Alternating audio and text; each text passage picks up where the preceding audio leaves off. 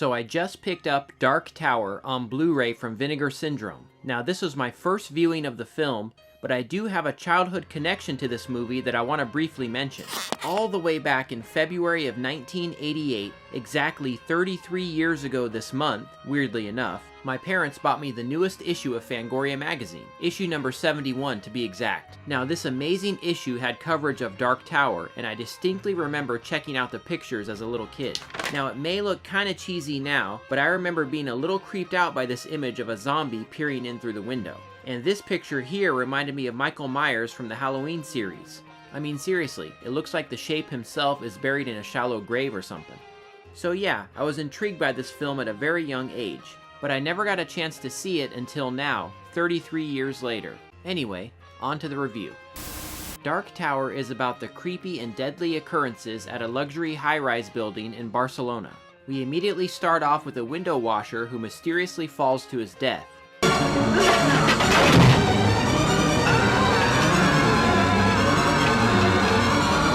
Although he was peeping in the window at one of our leads, Carolyn, played by Jenny Agutter from An American Werewolf in London.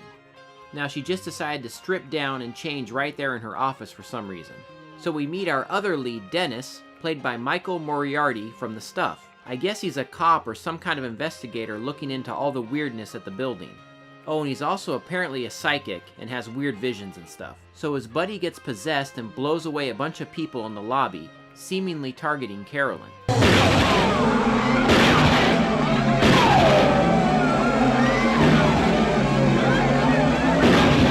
The crazy stuff continues, and I kept waiting to see that shot of the zombie peeping in through the window. There's a few scenes when you think it's gonna happen, but it actually never does. That cool shot isn't even in the movie.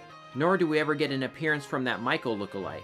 But more on all of that later. So Dennis enlists the help of a parapsychologist who spends most of his scenes walking around and narrating his thoughts for the audience.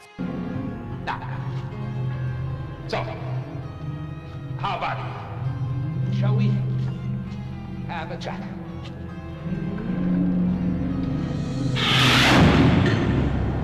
He and Dennis eventually get Kevin McCarthy to help them fight the evil spirits, and we end up with a nice twist ending, which I won't spoil here.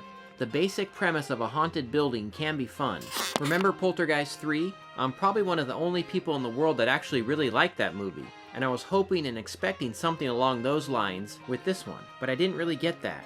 The biggest problem is the pacing. I have the patience of a saint when it comes to horror movies, and I really do like slow burn films, but this one, I have to admit, was pretty dull at times. The scares aren't particularly exciting, and the film itself is just so choppy. According to that old Fangoria magazine of mine, director Freddie Francis replaced original director Ken Wiederhorn.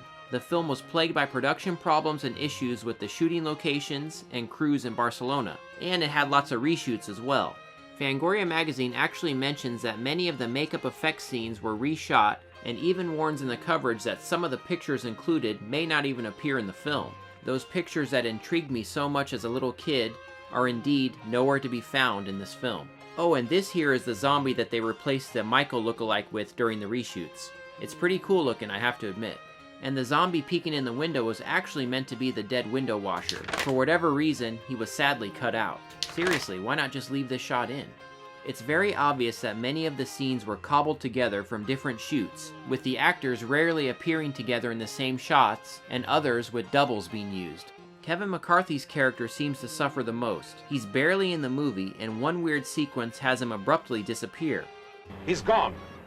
Sergis disappeared. No, I found a note taped to his door. It said, life is short, live it up. You've got 3 hours and 12 minutes to find me. And then they simply find him in a bar, exchange a few lines of dialogue, and then finally head to the cursed building.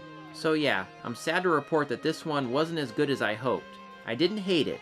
It had some cool scenes and a solid cast. The zombie creature at the end was cool, and I'm sure director Freddie Francis, who ended up taking his name off this film, did his very best. But the behind-the-scenes issues really hurt this thing. Picture quality is fantastic, as usual for Vinegar Syndrome. The movie was restored in 2K and it looks excellent. Now special features, sadly, are pretty light. We've got a still gallery and an interview with the effects artist Steve Neal. It runs for 11 minutes and he shares some good information, but I was really hoping for more on the troubled production history. Sadly, we don't get any of that here. but at least I've got that old Fangoria magazine that gave me the lowdown on this troubled film. Vinegar Syndrome includes a nice thick slipcover with beautiful new art. And we've also got a reversible cover art as well. So yeah, this is definitely a flawed film. It's pretty dull at times and very choppy. There's some good stuff here, but overall I was a little disappointed, to be honest. So, is it worth owning? For me, absolutely. But for normal people, probably not.